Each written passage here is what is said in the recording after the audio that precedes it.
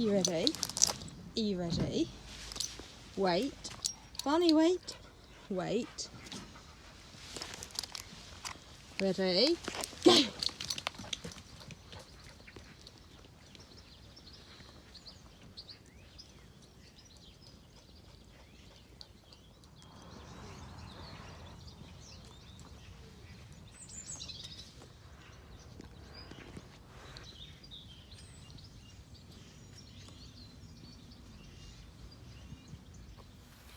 Hello friends, and welcome back to my channel. It occurred to me that I've never done a video dedicated to my dog, so I thought I would do that today. A lot of people are still looking for dogs, looking for breeds, what breed to get, looking for breeders, looking for rescues, and there's so many choices. So I thought I would help out for anyone interested in Cocker Spaniels. So my Cocker's name is Barney. He is a year this month. I believe it's the 24th of March. He will be a year old, which is scary actually, how quick time's gone. It feels like we've had him forever, but at the same time it feels like we've only just got him. And Barney is a working cocker. So for those of you that don't know, there's two types. There's a show cocker and a working cocker. Shows are more fluffy. Their ears hang a bit lower, and I believe they have less energy. And a working cocker, being a working dog, are full of energy, full of life, can just go and go and go and go and go and never tire. He is one big bundle of energy, and that's why I chose a working over a show, because I have a 1.5-year-old, which I'm sure you know if you watch my videos a lot, and I wanted a dog that could run around with him and just be able to keep up with each other. And that's definitely what happens. They play ball together, they play tug of war together. Barney is so gentle. He knows Oliver's younger, you know, they've got that instinct, and he won't pull very hard. When Oliver's got his ball, he'll just sit and wait. Oliver takes things from him. He does not mind at all. He doesn't growl, he doesn't bark. He is the gentlest dog I've ever known. He is so cuddly, so full of love, just the sweetest dog. And that again is why we chose a cocker, because we were told they're just such lovable dogs. Like I said, he's not food obsessed, he's not, well, he eats everything, but he's not obsessed. He won't growl if you touch his food. If you take something out of his mouth, he won't growl. He will just let you take it and trust and hope and plead with you with puppy dog eyes that you're going to give it back. He is definitely the biggest softie, the biggest sweetheart. For me, the perfect dog for kids. Like I said, he just does not have a bad bone, an aggressive bone. Nothing. I've got nothing negative to say about him, other than they do eat everything. So you do have to watch them. They destroy toys really quickly, so you've got to keep an eye on them when they've got their toys. So if they rip apart like some kind of teddy, take the fluff away. If it's sort of got string, to take that away. If it's like a tennis ball, he will eat a tennis ball within 2 minutes. You need the indestructible toys for them, but you know, again, it's their mind. Being a working dog, his mind is constantly working, constantly trying to figure things out. And yes, obviously you go to walks, but even when I get home after over an hour's walk, you know, he's been on sometimes 2-3 hour walks, and he gets home and is still full of energy. So that is, again, could be classed as a negative, the fact that they're always on the go. But he is still happy to snuggle up on the sofa.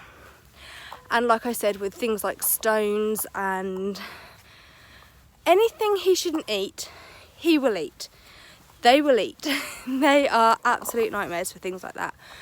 But again, it's just them. So be aware of that if you are thinking of a cocker. He came from a breeder last year because before I got made redundant, we was looking for a dog. So when I was 37 weeks pregnant, we had an American bulldog and she sadly passed away. And we did the thing of not getting another dog, never getting another dog, it's too painful. But we missed a dog. You know, dogs are such part of the family, such part of the household that you do miss them. So we was looking into rescues, and because with rescues the dogs tend to have issues, a lot of them, again we've got 3 cats as well, so a lot of them can't be placed with young children or can't be placed with other animals like cats. And if you are a 2-person working household, they tend not to give you an animal. They need somebody to be home all the time, which is why we haven't been successful in actually adopting before. So we was looking online, looking for the right breeder. I nearly got scammed. I will tell you about that if you want to hear about that in another video. Just let me know down below. And everything kept falling through. It was the start of lockdown. He was about 5 days old, I believe. So it was around this time last year, around April, I'd say end of March, April, when we actually got him. But so all through March, obviously, was in a lockdown and it was difficult to get hold of a dog. Everyone had the idea of, we're in a lockdown, we can put a lot of time into a new puppy, let's get one. Prices shot up for dogs. They still are. You still hear a lot about how they've skyrocketed and everything. So that is an issue at the minute as well. But luckily, I found the nicest, most perfect breeder. It's her first litter. I don't think she's doing any more. She's not a business in breeding. She already had a cocker female and she wanted another one, but because her female was so lovely, she wanted another. Her female was called Willow. She wanted another Willow, so she had a litter knowing that the dog would have good genes. So, and obviously she only wanted one, so she sold the other 4. And so she was obviously first on the list for a puppy, and then I rang up at just the right time. I got second on the list.